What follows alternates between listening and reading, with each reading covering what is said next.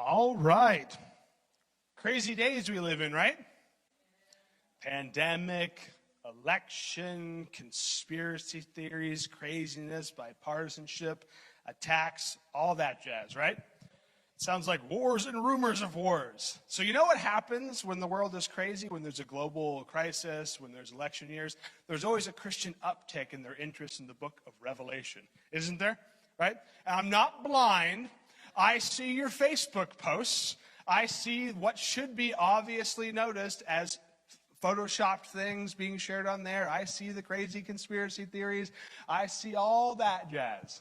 It's understandable because when we see all this stuff going on, we want to root ourselves in future hope and yearn for something. And so we kind of end up looking at and reading maybe afresh and anew the book of Revelation. But let me tell you the truth. Although there's an uptick in interest in the book of Revelation, I don't necessarily see an uptick in good interpretations of the book of Revelation.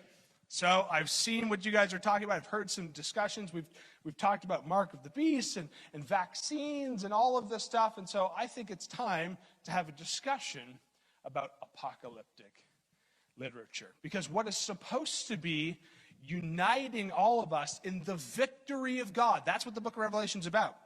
The victory of God, that all of us share in Christ. Instead, we're sharing little things that are divisive and could put us in fractions and take us down rabbit holes. So I want to talk about apocalyptic literature this entire series. This is what Revelation is. This is what sections of Daniel is. Ezekiel, there's even sections of Jesus' teaching in the Gospels are called apocalyptic literature, which means this: unveiled or revealed. Not necessarily immediate death, doom, and destruction, nuclear holocaust, and everything burning. Like, that's possible, and it seems to include some of that in certain places, but that's not what apocalyptic literature means. It means a section of Scripture that is supposed to unveil and reveal something to us. So I want to talk about how we reasonably approach apocalyptic literature so we can understand it better together. So let me give you a few interpretive aids for looking at apocalyptic literature, including Revelation, which will be the kind of main section of our study for this series. The first one is this: apocalyptic literature is rarely linear. Here's what I mean. You can't usually just overlay a timeline of events onto apocalyptic literature and it makes sense.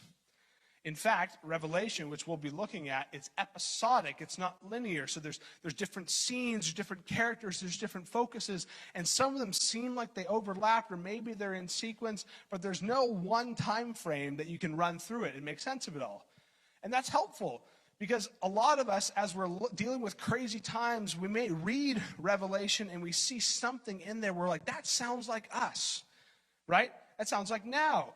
And so what we reasonably do is kind of turn to the next page to see what happens next. And that's not how the book of Revelation works. In fact, it's led people in some pretty crazy places when we think we know where we are and can kind of chart out the rest of history. We're not going to get in trouble like that. We need to recognize that apocalyptic literature is rarely linear.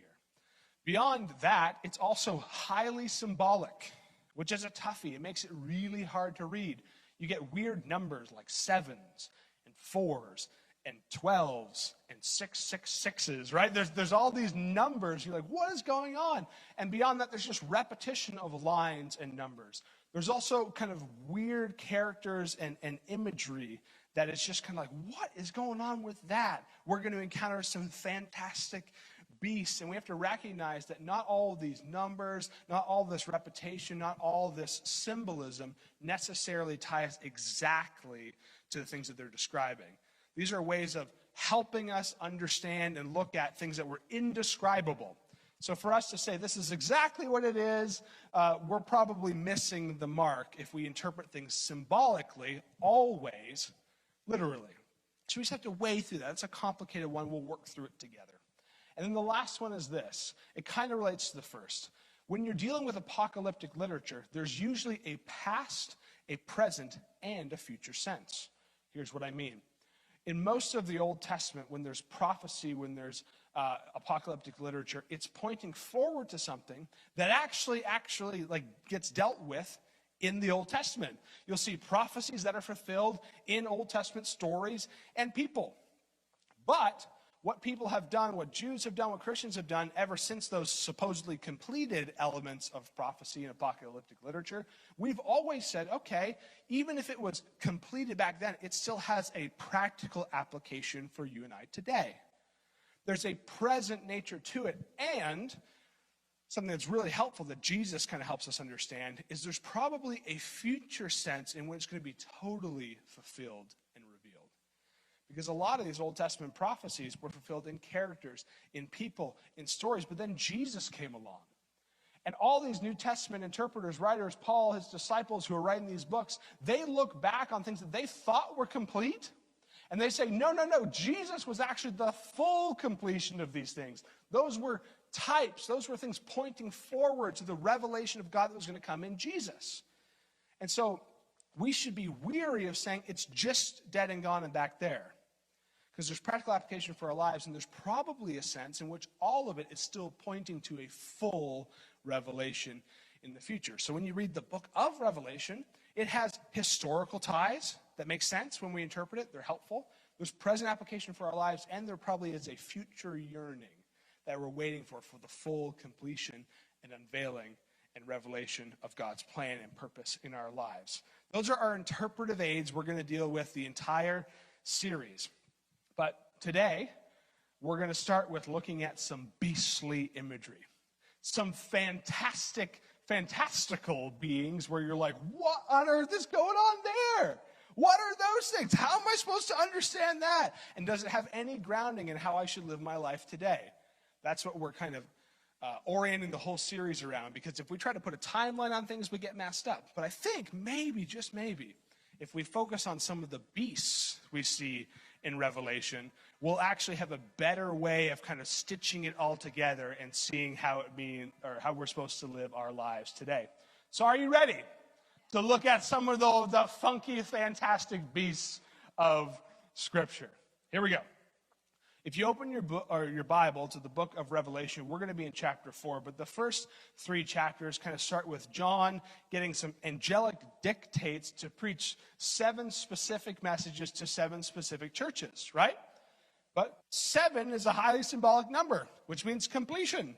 So it means that the angels are giving John this message to preach the fullness of what God wants the churches to know forever and always and all time. There's a completion note to this. We already see some of the symbolism, but quickly it turns from sermon to John kind of getting this behind the veil look at a heavenly worship service that's been going on forever and will continue forever. It's this amazing scene.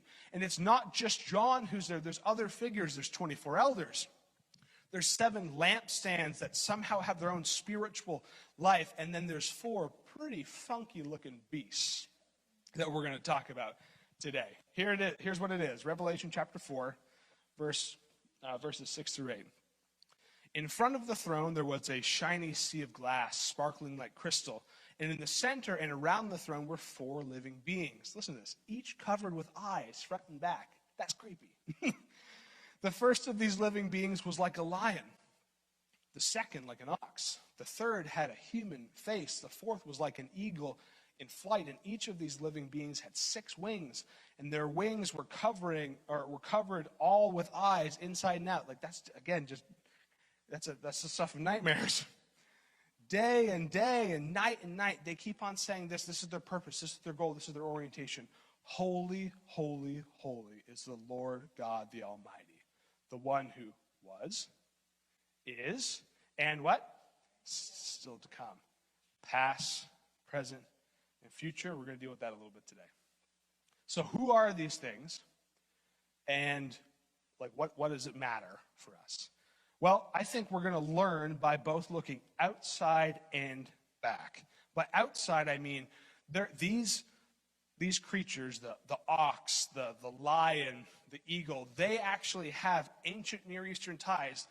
People and societies in and around Israel used to depict their gods with these images as well. So it might be helpful for us to learn a little bit about that influence in the story, but then we also look back, because did you know, inside the scriptures, the first time we encounter these beasts isn't Revelation chapter 4? It's all the way back in the Old Testament. Not quite Job, Ezekiel. Good try, though. You're close. You stole my line, man. I was going to say, these fantastic beasts are back there. Let me show you where to find them. Oh, my dear. First, let me set the scene. You guys remember getting your license when you were 16? You remember like how you were anticipating that for months or years or weeks, and you were studying, and the day that your alarm went off when you were 16, you're like, okay, how can I get a ride to the place to test for my license? Like it's a kind of a coming of age thing. You're anticipating, you're waiting for it, you've been studying, you've been practicing. Something maybe even more intense.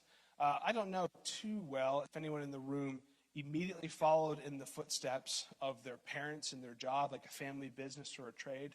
But if you didn't, imagine you had. Imagine growing up your entire life, watching mom or dad kind of do their thing, and you're learning before you're even kind of like doing it, the intricacies, the fine-tuned nature of their trade and their skill.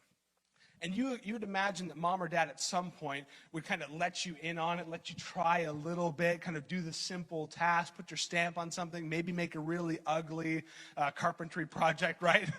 To kind of let you see. And the promise is there, like, hey son, hey daughter, one day this is going to be yours. Like, I'm going to train you to do this. One day you'll take over the family business. One day you'll follow in my footsteps. This happens in military families as well. It's kind of this call of like, you feel like you know who you were born to be. And you've been trained up in something, and you're anticipating it. Some people kind of set the tone where, look, we want you to be part of the family business, but you got to graduate high school first, right? That's a thing. And then you can start working with us. Or maybe it's college, or maybe whatever the bar is. But it's something you've been searching for your whole life. You've been practicing, you've been ready, you've been observing, and you just can't wait to finally be who you felt like you were made to be in that vocation. Let me tell you a biblical story about a guy named Zeke sitting by a riverbed. And in the distance, he's looking, there's kind of a storm brewing, and it's his birthday, so he's looking off in the distance, feeling contemplative, and maybe he hears something from the background like, hey, Zeke, come on, man, what are you doing? Blow out your candles. It looks like it's going to rain in a second. And so he kind of turns around, gets out of the funk, and blow out the candles, and then the dude's like, hey, what you wish for? No, don't tell me, right? Because if you tell me, it won't come true. And I imagine Zeke saying something like, it's never going to come true. Because all I want is to be who I was made to be. And I can't. I'm in exile. I'm in Babylon.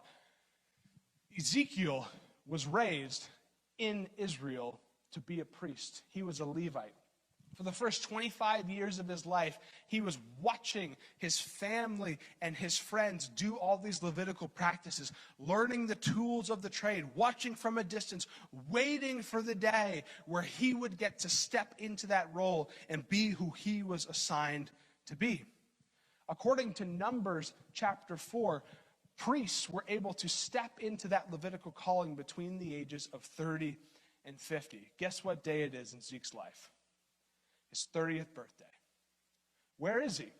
He's not being consecrated in the temple. He's not up on Mount Sinai. He's not on any of these kind of hallmark places of the faith.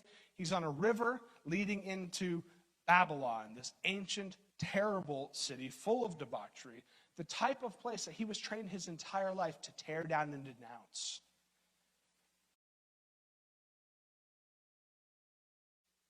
Can you hear me now?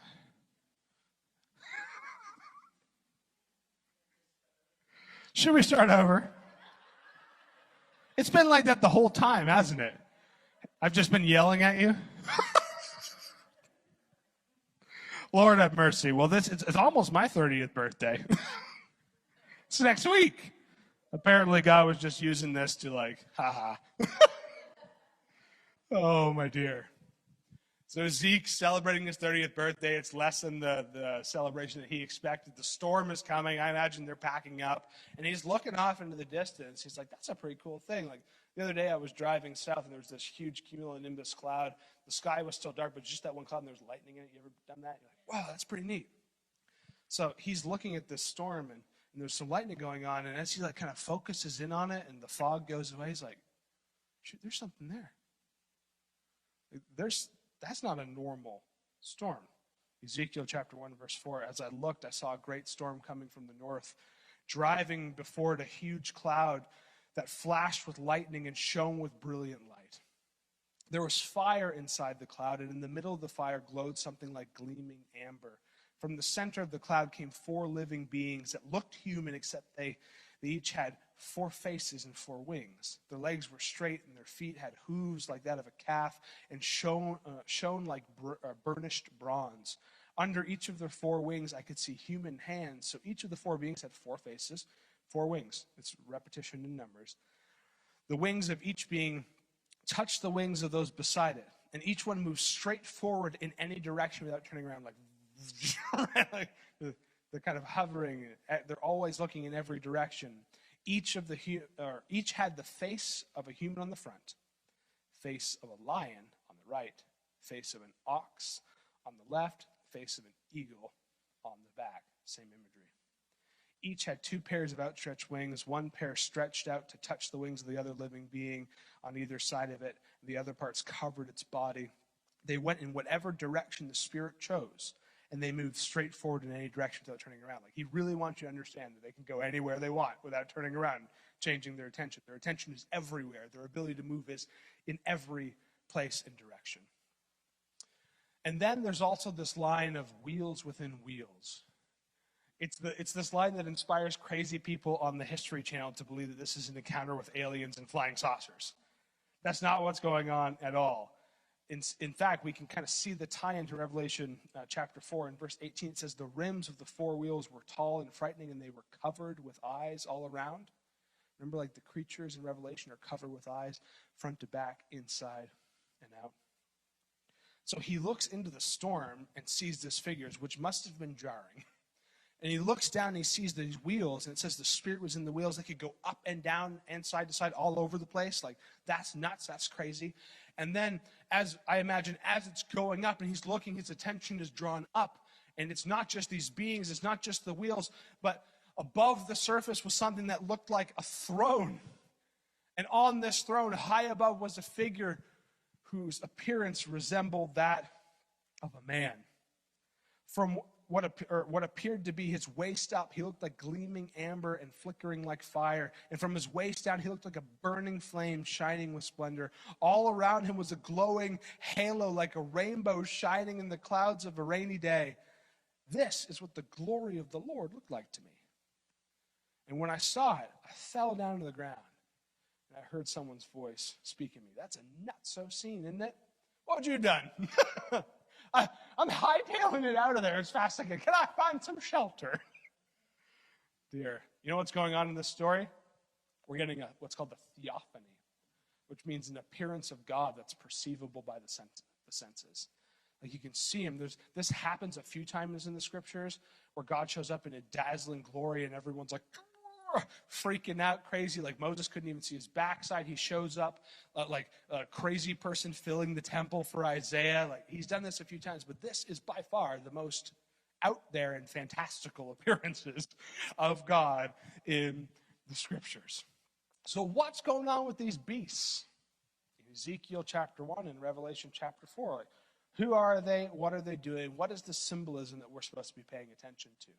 Well, as you can imagine, Christian interpreters have been all over the map as they've looked at this through the centuries. So I want to give you, not the conclusion, because there is no conclusion, but a few theories that people have used to kind of order their thought, and then we'll work through one to try to talk about it. So the first one is this, the ancient Near Eastern comparison theory, which basically means, we've already heard, there were other societies who envisioned their gods with these same figures, right?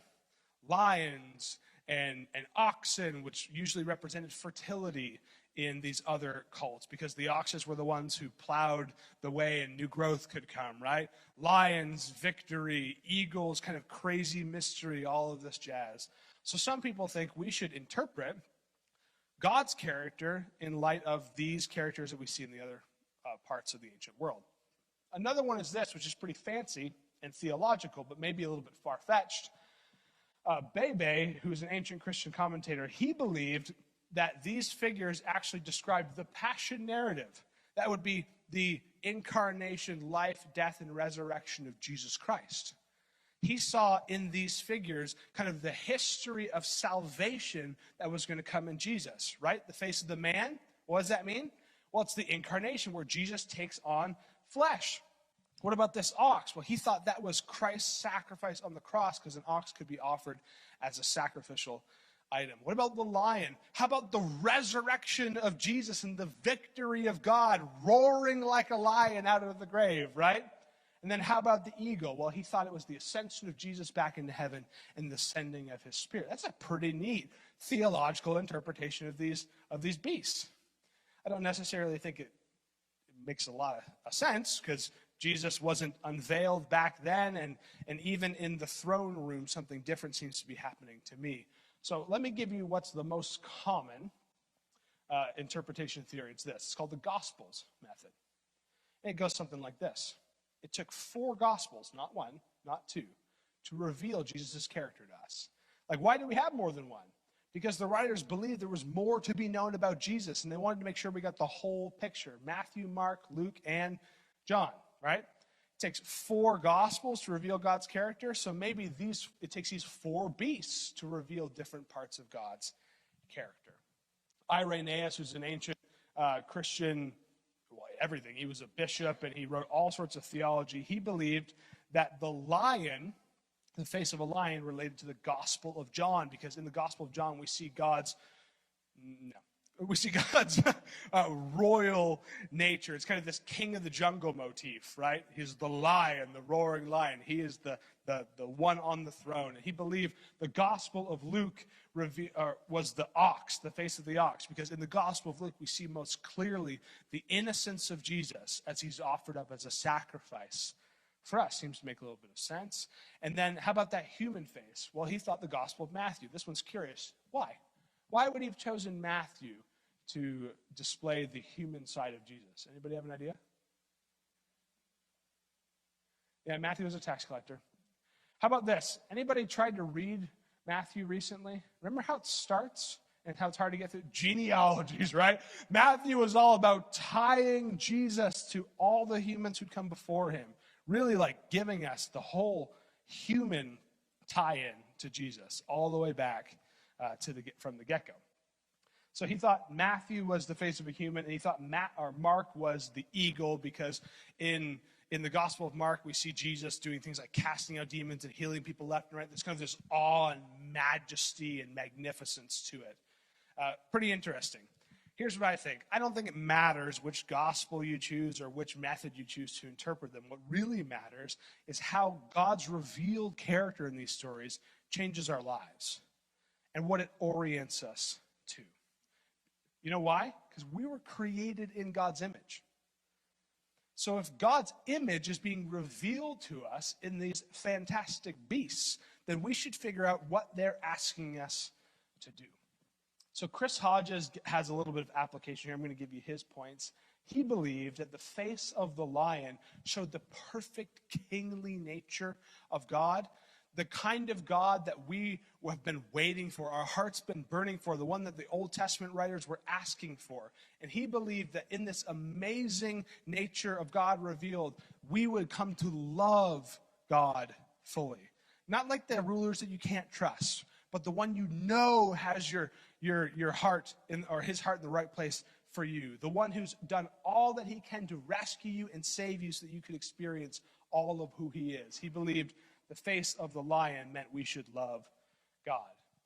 Well, what about the face of a man?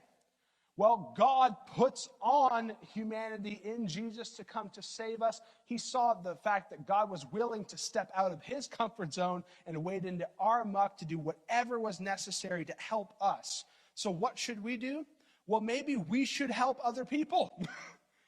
He believed the face of the man meant we should love other people like God has shown how he loves us, even taking humanity into the Godhead in Jesus, which is nuts. So what about this eagle? Well, I think it shows us that God isn't just the anointed king that we've been looking for and waiting to love, and not just that he loves us and takes on our flesh, but that God is just stinking awesome. Like, can you think of a more just awesome creature than an eagle? There's a reason America and hundreds, if not thousands, of high schools and dozens of colleges have eagles as their mascot, right? Like, they're just really neat. Can you think of a more kind of perfect, awe-inspiring animal? How many of you have seen an eagle lately? Usually when you see one, you just want to be like, wow, right? Like, just want to admire, like, the rest of your day just pauses for a minute. You're like, man, that's nuts. I see them sometimes at McAllister Center because there's rabbits everywhere. They're just up there like, ooh, waiting. And when you see one, you're like, man, that's crazy. It disrupts your day. And then when you see one in action, you're like, man, I want to watch my back. Like, I got to keep an eye on the sky. That thing's crazy. Like, there's nothing that seems to be, better designed to do what it's supposed to do and be awe-inspiring for everybody else. It's kind of like the pursuit of excellence incarnate. So Chris Hodges believes that the face of the eagle shows us the excellence of God, and it means that we should pursue excellence in our lives. Listen to the way that people describe Jesus in Mark chapter 7. It said, people were overwhelmed with amazement. Why? Because he has done everything well. Jesus, awe-inspiring, even in the most basic, mundane nature of his days. Like, he was just somebody that was like, wow, I want to be around and see that thing. It's a little unnerving, though. I don't want to get on his bad side because it could be crazy. But, like, that's nuts. He's awesome. When's the last time somebody looked at your life and said, he or she does everything well? Their life is awesome. I believe that we're supposed to be pursuing excellence. And then there's finally this one, the face of the ox, which I do think has this kind of sacrificial undertone. And I think this ox is displaying God's character, telling us that we should have what I call an I'll do it attitude. I'll do it. This was Jesus' story, right? God's thinking like, man, how are we going to reveal, we need somebody, something, somehow to redeem these people. And Jesus says, I'll do it. Jesus, do you know what that's going to mean? Like the depths of suffering, all that that's going to entail? Somebody's got to do it. Let it be me. I'll do it. Oxen have all of the strength and all of the agility necessary to determine their own existence. They don't have to listen to their masters. They don't have to plow fields. If they wanted to, they could just break the yoke and run away and do whatever they want with their life. They've got the power. You know what they choose to do? Plow the fields. Do the dirty work. Do the hard stuff that other people don't want to do. So I think the face of the ox reveals that we should have an all-do-it attitude. So when you're in a room with people and there's a need that needs to be met, something that needs to be done, a burden that needs to be carried, are you the person who waits around waiting for somebody else to pipe up? Or you just say, because of who God is, I'll do it. It's not the most awesome thing. Nobody else wants to kind of help in this capacity. It may take some of my time, may make me uncomfortable. I'll do it. I'll do it.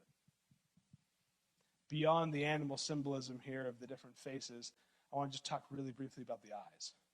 Because isn't it nuts that all these creatures in Revelation chapter 4 are covered in eyes? And the wheels in Ezekiel are covered with eyes as well? What might that mean? Well, I think it shows us that all of who God is sees all of who we are all the time. Nothing escapes his gaze. He is perfectly perceptive, all-knowing, and remember how Ezekiel has this painstaking thing, like they can go any direction they want, anytime, up, down, side to side? He's always alert to your action. He's always ready to act on your behalf. He doesn't have to put down something he's doing over here and change. Like, he's ready all the time, alert, alive, and enthusiastic about doing what's necessary to save his people. That's God's character. He's all perceiving and always ready to act. which means that God's not confined to your ideal future. God's not stuck in the past when you missed an opportunity. He's not somewhere else today while you're here. Ezekiel expected God to be anywhere else but on the riverbank in Babylon. Like, isn't he supposed to show up in the tabernacle or in the temple or on Mount Sinai, Mount Horeb, where Mount Carmel, like these big moments? Isn't he supposed to show up in church today? Well, yeah, he can and he's able, but you know where else he goes? Anywhere he needs to work with you, to save you, to bring hope to your situation. Ezekiel's looking at the clouds. He just thinks he's going to get dumped on. Instead, he gets dumped on with this prophetic calling where God says, it's your time. He says, but I'm not where I'm supposed to be. He says, I don't care. Does it look like I'm incapable of working where I want to work? I can work in your life, and I can work in it today because I am and always will be supremely free. You can't box me in. Don't expect to not find me here. I'm there. My eyes are everywhere. I'm looking everywhere. I'm always acting. No place you won't find me. No shadow I won't light up. Coming after you. He's ready to bring hope to your situation today, just like he was for Ezekiel. So what are we going to do today with this revelation of God's character, however we want to interpret it, from Revelation chapter 4 and Ezekiel chapter 1? What are we going to do? Well, I think we should take a cue from what Ezekiel does and what the elders do in Revelation. When these beasts speak in Revelation, they say, holy, holy, holy. And what happens after that, as you can read the text, is it says all of the elders in heaven stand up, they approach the throne, and they kneel down. And they take off their crowns, and they lay them at the throne room of God. And it says this, they all say, everybody in this worship service says, you are worthy, O Lord our God, to receive glory and honor and praise. You are everything, and you deserve everything from us, for you created all things, and they exist because you created what you pleased. You made me, and you deserve all that I have given to all of who you are. I believe today our response to God's revelation in these characters is to bow down and worship. That's what Ezekiel does, right? When they show up and he hears the voice, he's just like, no! He gets down. He's like, I can't handle this. Because this is the awe-inspiring magnificence of God. This is what the elders do in heaven. And this is what John the Revelator would add to us. There's a sense of urgency. This isn't just, I can take it or leave it today. Now, maybe next week, maybe next year. I'm not ready for the commitment, God. Let's date for a little while before we kind of, put this in action. No. John the Revelator would say, bow down and worship before it's too late. Because he's coming back. We don't know the day or the hour. We don't know how it's exactly going to unfold. We don't know the linear nature of it. We don't get all that information. But you know what happens immediately after the beings worship God and the elders then come and fall down and worship? We see the Lamb revealed. And the Lamb's going to do some stuff that's going to make us mighty uncomfortable. So today, what are you going to do? When God displays his character in your life, your call is to bow down and worship. Give all of who you are to all of God that's being revealed to you. Because pretty soon in the story, things are going to get a little beastly. And we're going to want to be on the right side of salvation history. But we'll take the rest of those beasts in turn through the rest of the series.